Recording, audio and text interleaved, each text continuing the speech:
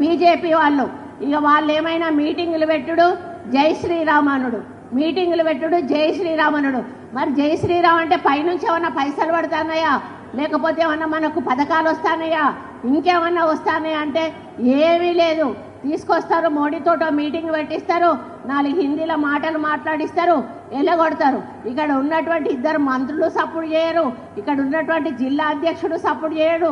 మరి కేంద్రం నుంచి రావాల్సిన మనకు ఏవైతే ఉన్నాయో వాటి నిధులను రప్పించే ప్రయత్నం చేయరు. మరి మనకు అన్యాయం జరుగుతున్నా కూడా నోరు మూసుకొని కూర్చుంటారు. జై శ్రీరామ్ అంటే కడుపు నింపుతుందా, పైసలు పడతాయా అని కాంగ్రెస్ వాళ్ళు బీఆర్ఎస్ వాళ్ళు విన్నారా లేదా? ఇప్పుడు మనం ఇచ్చే నినాదంతో కాంగ్రెస్ వాళ్ళ బీఆర్ఎస్ వాళ్ళ చెవులకి రక్తం గారాల గట్ల ఇవ్వాలి. అందరి చేతులు జై శ్రీరామ్, జై శ్రీరామ్ నినాదమే ఇలా పశ్చిమ బెంగాల్లో జై బెంగాల్ జై శ్రీరామ్ నినాదంతో అధికారంలోకి వచ్చామన్నా. అస్సాంలో కూడా జై శ్రీరామ్ నినాదంతో అధికారంలోకి వచ్చామన్నా.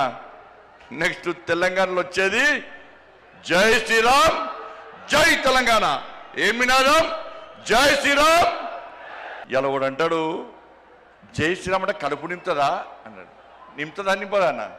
రే జై శ్రీరామే మా లోపల ఆవేశాన్ని నింపేది, జై శ్రీరామే మా లోపల ఆలోచన నింపేది, జై శ్రీరామే మా లోపల పౌరుషం నింపేది. ఈ జై శ్రీరామ్ నినాదమే నీ గడిలు బద్దలు కొట్టిన విషయాన్ని ఆ కుటుంబ పార్టీ కేసీఆర్ పార్టీ మర్చిపోయినట్టున్నా.